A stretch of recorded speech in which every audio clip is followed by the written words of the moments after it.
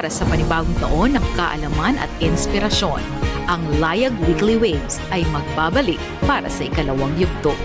Sama-sama nating pagnilayan ang mga kwento ng tagumpay, hamon at pagbabago na nagbubuklod sa ating komunidad. Abangan ang mas makabuluhang talakayan at mas makulay na paglalayag.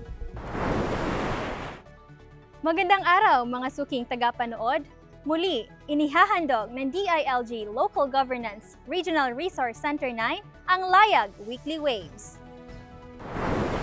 Ang Layag Weekly Waves ay isang lingguhang recap ng mga balita, aktibidad at programa ng kagawaran na naglalayong magbigay ng mahalagang impormasyon at inspirasyon para sa ating mga pamayanan.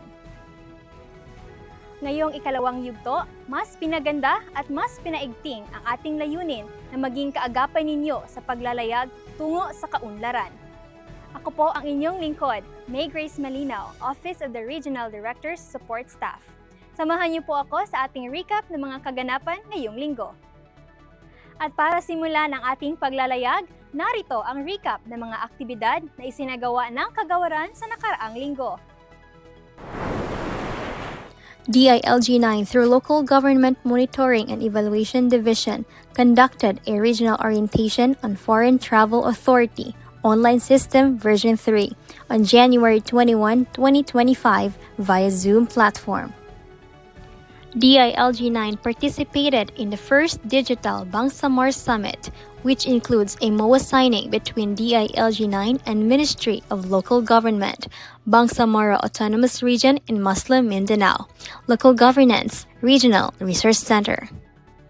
DILG IX Project Development and Management Unit conducted a reorientation on the Rapid Sub-Project Sustainability Assessment for Zamboanga City Local Government Unit on January 22, 2025 to enhance compliance and data accuracy in the Rapid Sub-Project Sustainability Assessment Portal. DILG IX Regional Human Resource Management Personnel Selection Board conducted interviews for contract of service positions on January 23 to 24 at Zamboanga del Sur Provincial Office. DILG and the Dapitan City are collaborating to establish the Zamboanga Peninsula's 8th Skills Center, focusing on governance, innovation, and heritage inspired by Dr. Jose Rizal's legacy. DILG holds a coordination meeting to strategize the 2025 Operation Listo Preparedness Manual Rollout. Ngayon naman ating silipin ang mga aktibidad mula sa iba't ibang bahagi ng rehiyon sa segment na News from the Field.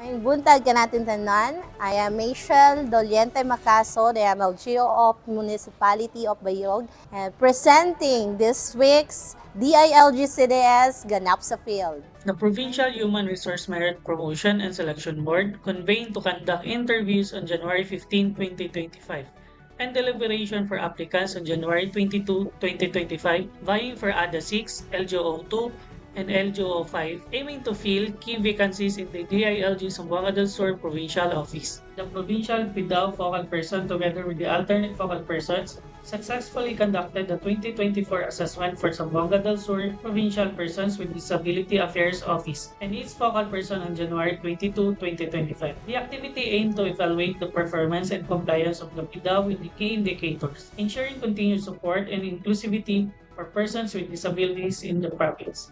The SDLG Provincial Focal Person and alternate focal person of the DILG ZDS Provincial Office successfully facilitated the SDLG 2024 Exec Conference and 2025 Entrance Conference for the Municipality of Bayog. During the session, the official governance assessment report for the 2024 assessment was presented, highlighting key areas for improvement in preparation for the next year's assessment. Additional indicators for the SDLG 2025 assessment were also introduced and discussed. On January 21, 2025, the DILG and the MSWDOs came together for a productive reorientation session on the 2025 CFLGA. The event focused on an in-depth review of the 5 key indicators, emphasizing the importance of effective collaboration and shared goals for the upcoming year. On January 22, 2025, Cagayan City took an important step toward ensuring a child-friendly environment by holding a preparatory session for the upcoming child-friendly local governance audit. LGO2 Theo Gangco provided a detailed overview of the audit, and LGO2 Nasol led an in-depth discussion of the 5 core indicators: survival, development, protection, participation, and governance. This informative session brought together members of the City Interagency Management Task Force and representative from private schools, highlighting the crucial role of inclusivity in the audit process. Through these collaborative efforts, Cagayan is reaffirming its commitment to upholding the rights and welfare of every child. DILG Ramon Magsaysay Field Office. On January 20, 2025, the Local Government Performance Management System Seal of Good Local Governance Team and CFLG Interagency Management Task Force of the municipality conducted a meeting in preparation of the 2025 SGLG and CFLGA. The first weekly LGPMS SGLG team meeting concentrated on governance area social protection and sensitivity, where every indicators and sub-indicators were ranked in prioritization. Designated process owners and identified actions to be taken. Second agenda focus on the CFLGA MOVs to be prepared in every indicators basing on the current state of LGU through the lens of child friendliness. The DILG Ramon Magsaysay Field Office conducted general orientation for the newly appointed Barangay Secretaries of Barangay Lower Sambulawan, Malati, Paradise, and Sapa, Anting, held on January 21, 2025 at DILG Ramon Magsaysay Conference Room. The orientation provided essential knowledge and understanding necessary to effectively fulfill their duties and responsibilities. On January 20 and 21, 2025, the DILG ZDS Cluster 2 successfully conducted a 2-day Basic Digital Literacy Orientation and Document Management System Reorientation Workshop for the DILG Zamboanga del Sur's Cluster 2. The workshop aimed to enhance participants' digital skills and improve document management of each field officers. The event was graced by the DICT personnels, Ms. 𝗟𝘆𝗴 PDO3, Engineer Angel Grace M. Lapad, PDO1, Mr. Loh𝗪𝗪 M. Galvez, PLA. And for the DMS Reorientation Workshop, together with the DILG Regional Office, were invited Mr. Melvin A. Guhel, Administrative Office 3, Mr. 𝗪𝗆𝘆𝗴 Data Analyst. On January 22, 2025, the DILG ZDS Cluster 2 gathered for a cluster pictorial session. They showcase unity and professionalism in the 3 attires assets. First, traditional Filipiniana attire. Second, formal black coat with white innerwear and black pants. And lastly, Cluster 2 polo shirt with their official logo. Ug mao to ang update sa DILG Zamboanga del Sur ganap sa field. For more updates, please follow us on our official Facebook page, DILG Zamboanga del Sur. #ZSurpassTheLimit.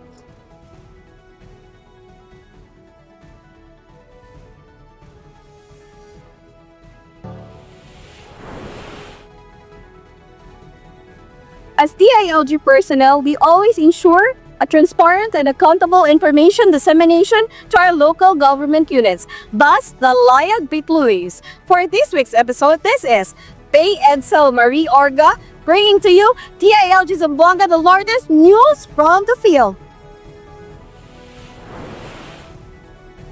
DILG 𝗪𝗆𝗪 team, CLGOO Machutas, LGRRC Rebecca and 𝗪𝗆𝗪 𝗪𝗃𝗀 carried out the annual local assessment for PDAO to help ensure progress and inclusivity.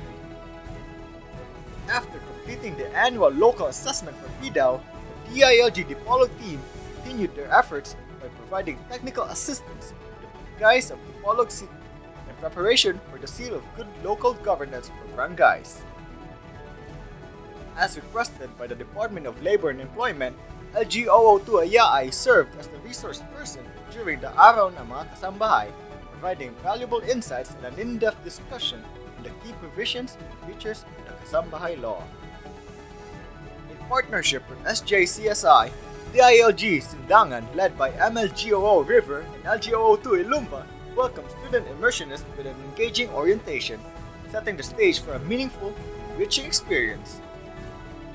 Our field officers from DILG Zamboanga del Norte, together with our provincial focal person LGRRC joined the FTA version 3 Zoom meeting this week, an important session to discuss updates and move things forward. The DILG Zamboanga Peninsula Employees Credit Cooperative held a strategic planning session this week, led by LGRRC 𝗟𝘆𝗴 set clear goals in setting the course for future success. The first cluster meeting for Cluster 1 was held in La Libertad, led by LGRRC 7 and Cluster Head Annabella A. Hatico, with all the field officers of DILG Zamboanga del Norte Cluster 1 in attendance. One of the key highlights was the introduction of 3 cluster initiatives for the semester, focusing on retooling cluster field officers, barangay officials' leave monetization system, and the local legislative tracking system as an offshoot of the LLA and HRIS. The Department of the Interior and Local Government Region 9 paid a visit to the local government unit of Tapitan City for a productive leveling off meeting, laying the groundwork for the establishment of the Specialized Knowledge Institute on Local Leadership Center, an initiative set to empower and enhance local governments. On January 24, 2025, DILG Dipolog teamed up with Radio Agong of I Wonder FM radio station for an engaging discussion on BARCO, or the Barangay Road Clearing Operations, shedding light on this vital initiative for safer and more organized communities. DILG Zamboanga del Norte, headed by PD Oliver Ambos, continues to commit in nurturing local government units towards excellence in local governance. Be with us in our next swings. This has been 𝗟𝘆𝗴 𝗪𝗃𝗲, bringing to you news from the field.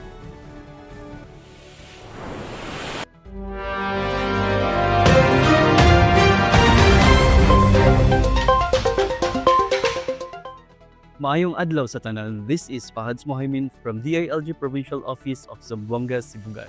Today, we are inviting you to join us on an exciting journey through the heart of our communities.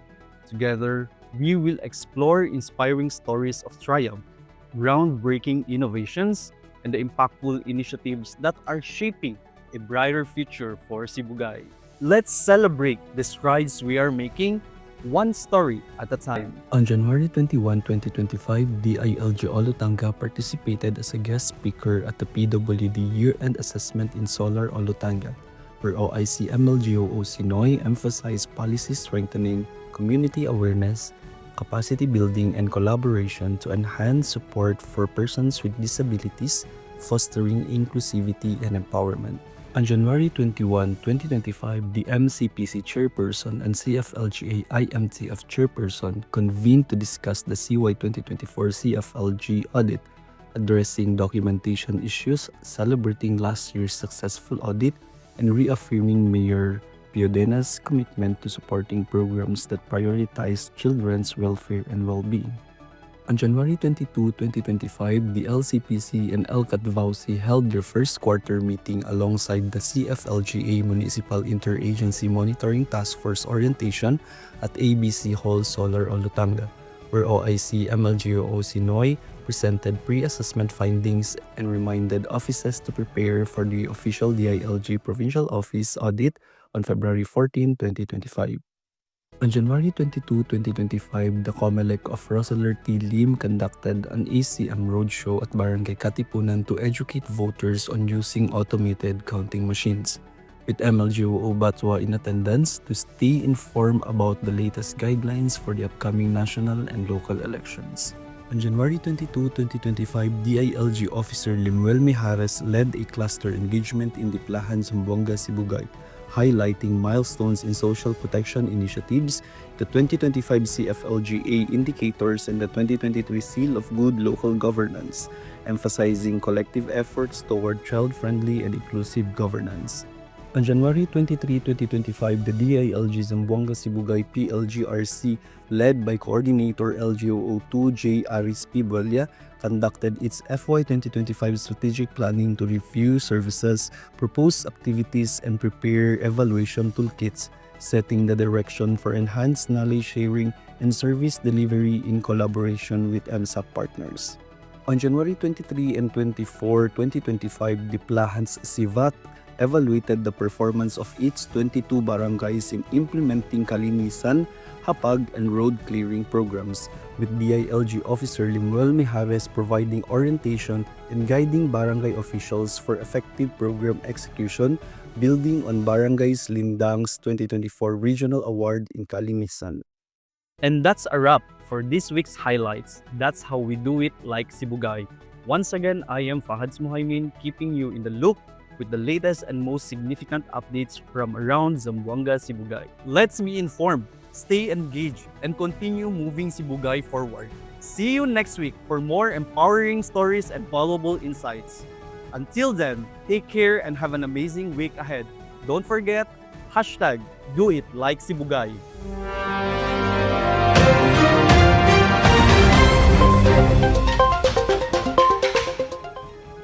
Mabuhay! Ating tunghayan ang mga kaganapan sa loob ng isang linggo dito sa Layag Weekly Waves. Ako po ang inyong lingkod, Patricia Ansoria.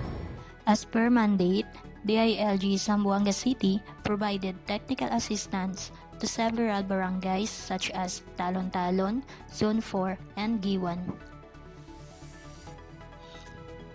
From January 20 to 24, year 2025, LGRRC, Juncilio, and admin staff John Badiles visited barangays Salaan, Tolosa, Sambuwood, Panubigan, Manalipa, Santa Catalina, Mampang, and Recodo for the Barangay Road Clearing Operations or BARCO assessment.